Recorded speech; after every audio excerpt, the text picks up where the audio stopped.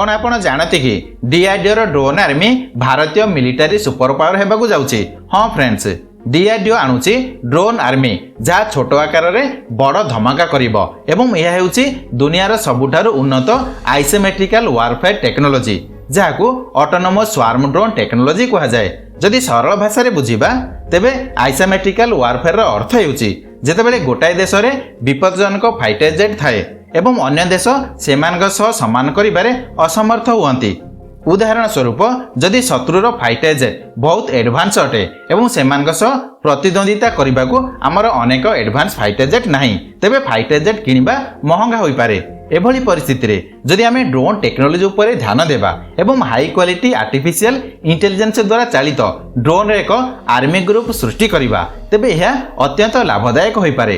आपण कल्पना करंतु जदि एक युद्ध विमान 100टी ड्रोन रो सम्मुखीन हुए एवं एही समस्त ड्रोन निज मध्यरे संपूर्ण कोऑर्डिनेट हुए तेबे एही ड्रोन गुडिक विभिन्न दिगरु एका संगरे आक्रमण करि पारंती एवं युद्ध विमान को क्षति पहुंचाई पारंती।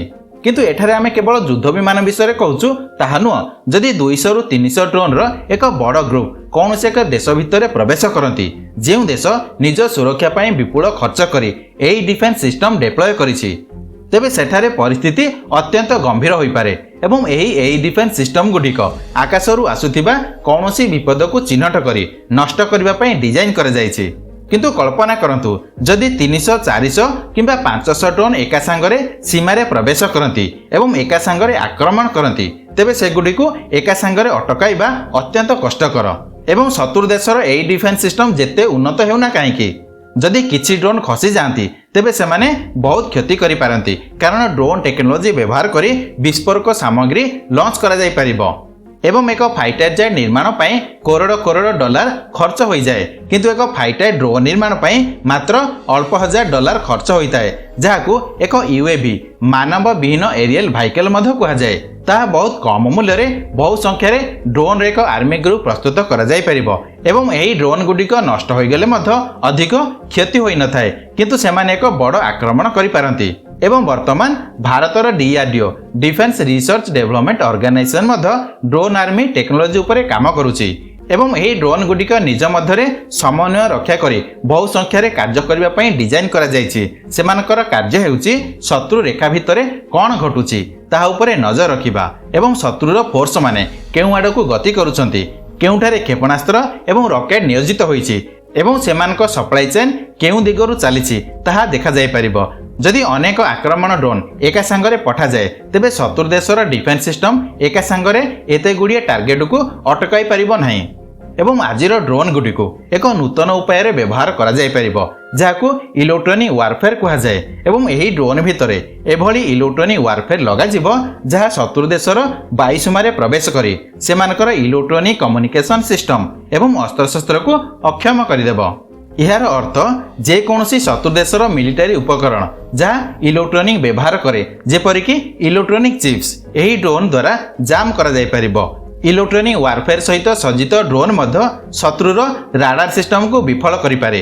राडार हेउची एक प्रणाली जहा द्वारा एक देश निजर वायुसीमा उपरे नजर रखिथाए जहा द्वारा शत्रु ठारू आसुथिबा युद्ध विमान क्षेपणास्त्र रॉकेट किंबा ड्रोन चिन्हट करी ठीक समय कार्यानुष्ठान ग्रहण करा जाय परिबो। जदि एपरी ड्रोन जहा इलेक्ट्रॉनिक वारफेयर सहित संपूर्ण सज्जित एक बड़ ग्रुप एका संगरे शत्रु अंचल को प्रवेश करे तेबे सेमाने शत्रुर समस्त कम्युनिकेशन सिस्टम अस्त्रशस्त्र एवं राडार को नष्ट करि पारिबे। या परे आमर युद्ध विमान गुडिक सहजरे शत्रुर वायुसीमारे प्रवेश करी सेटारे विनाश घटाई पारे। एवं वर्तमान आपण जानी खुशी हेबे जे DRDO swarm drone army technology को सफलतार सहित डेमोन्स्ट्रेट करिछि। DRDO रो एही army drone technology artificial intelligence AI द्वारा चालित सिस्टम उपरे आधारित अर्थात एही ड्रोन गुडिक स्वयंचालित भाबरे AI सहाय्य रे काम करे।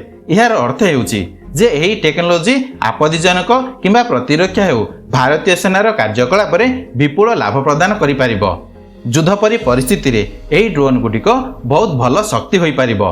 धरि नियंतु जदि पाकिस्तान रो अधिक अनुप्रवेश हुए चोरा चालाण वृद्धि हुए किंबा चीन धीरे धीरे भारतीय सीमा उपरे निजर आर्मी को आगको बढ़ाइबा को चेष्टा करे तेबे एपरी परिस्थिति रे एही ड्रोन सेना बहुत साहाय्यकारी होई पारे जदि युद्ध आरंभ हुए किंबा एक उग्रवादी आतंकवादी गोष्ठी भारत उपरे आक्रमण करती तेबे मोबाइल बेस रु एही ड्रोन रो एक बड़ धरणर ड्रोन ग्रुप लॉन्च करा जाय परिबो। मोबाइल आधार अर्थ हेउची एही ड्रोन को लॉन्च करबा पई कोनोसी बड़ फील्ड रो आवश्यक हेबो नाही। याकू केवल कोनोसी मिलिटरी ट्रक ऊपर लॉन्च करा जाय परिबो एवं केउ ट्रक केउ अस्त्र रे सज्जित ताहा जानिबा शत्रुक पई कष्टसाध्य हेबो एवं एही ड्रोन युद्ध क्षेत्र रे प्रवेश करी निजको छोट दल रे विभक्त करिवे एवं प्रथम से गुडी को टिके उड़ाइबाकू पड़ी थाए तापरे एआई टेक्नोलोजी स्वयंचालित भाव में सेमानकर जतन नहीं थाए। प्रत्येक ड्रोन भितरे एक टार्गेट बा टास्क स्थिर करा जाय थाए एवं सेमाने यहाकू सीधा सड़क आक्रमण करती।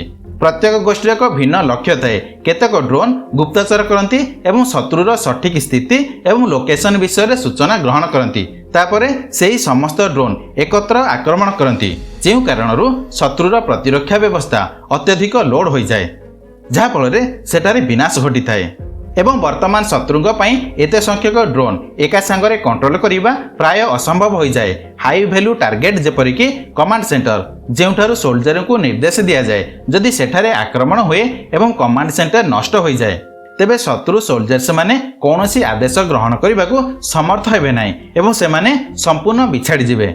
अन्य एक गुरुत्वपूर्ण कथा हेउची एही ड्रोन आर्मी एका समय रे एकाधिक ड्रोन सहित विभिन्न दिगरु आक्रमण करती जहाँ शत्रुर राडार एवं प्रतिरक्षा प्रणाली को द्वंद्व पकाई थांती जेहेतु एही ड्रोन गुडिक दूररू किंबा एआई द्वारा परिचालित तेणु आमर सोल्जर्स मानक जीवन विपद रे रहइबो नाही एवं शत्रु एही डिफेंस सिस्टम सहित मुहांमुही हेबा परे जदिओ एही आर्म ड्रोन अधीन रे थिबा किछि ड्रोन नष्ट हो जाए अवशिष्ट ड्रोन गुडिक सेमानकर मिशन पूर्ण करिबारे सक्षम होइजिबे एवं लक्ष्य हासिल करिबा परे फेरिबे। एवं भारतर केतक सर्वोत्तम ड्रोन विषय जदि कहिबा जो माने हाई रेजुलेशन कैमेरा सहित सज्जित अटंती जहाँ शत्रु देशर आर्मी उपरे नजर रखि पारिबे एवं सर्वे कार्य व्यवहार करा जाय परिबो। सेमानकर नाम हेउची घातक यूसीएवी। यह एक स्टेल्थी फाइटर ड्रोन अर्थात यह गुप्त भाव में शत्रु देशर सीमा रे प्रवेश करे एवं सेटारे क्षति घटाए। यार मूल उद्देश्य होची डीप पेनिट्रेशन स्ट्राइक मिशन जार अर्थ होची एही ड्रोन शत्रु देशर आकाश सीमा भीतर को प्रवेश करी आक्रमण करिथाए। यह राडार रे देखा जाए नहीं एवं शत्रु को धरिबा अत्यंत कष्टकर। एही ड्रोन शत्रु अंचल को जाई सटीक स्ट्राइक करिथाए तेणु याकू स्वतंत्र भाव में एही उद्देश्य रे डिजाइन करा जायछि। यापर नात्र यूएवी अल्प दूर पर गुप्तचर संग्रह एवं सहरांचल रे शत्रु को फॉलो करबा पई डिजाइन करा जायछि। यार स्थिति विषय कहवा गले नात्र यूएवी भारतीय सुरक्षा बाहिनी द्वारा अनेक कार्य सफलतार सह नियोजित होइछि। विपर्य पर्याय रे यह सर्च एवं उद्धार कार्य व्यवहृत होइछि। यह पर डीआरडीओ स्विफ्ट यूएवी रो टेस्ट करिथिला। यह यूसीएवी रो टेक्नोलोजी डेमोन्स्ट्रेटर भाबे विकसित होइछि जहाँ शत्रु को न देखि कार्य करि परिबो। यह सहित लक्ष्य टार्गेट ड्रोन बहु वर्ष धरि व्यवहृत होई आसुछि। मोट उपरे भारत रे ड्रोन टेक्नोलोजी एक बहुत बड़ स्तर रे विकास करुछि एवं एथिरे डीआरडीओ एक प्रमुख भूमिका ग्रहण करुछि। तेणु डीआरडीओ को आमर सैल्यूट। आशा करुछु आपण एही वीडियोटी पसंद करिवे। जदि आपण वीडियोटी पसंद करंती याकू शेयर करबाकू भूलंतु नाही। पुणी आउ एक नॉलेजेबल वीडियो माध्यम रे आपणक सह देखा हेबो। एही वीडियोर शेष पर्यंत रहिथिबारु समस्तଙ୍କୁ धन्यवाद।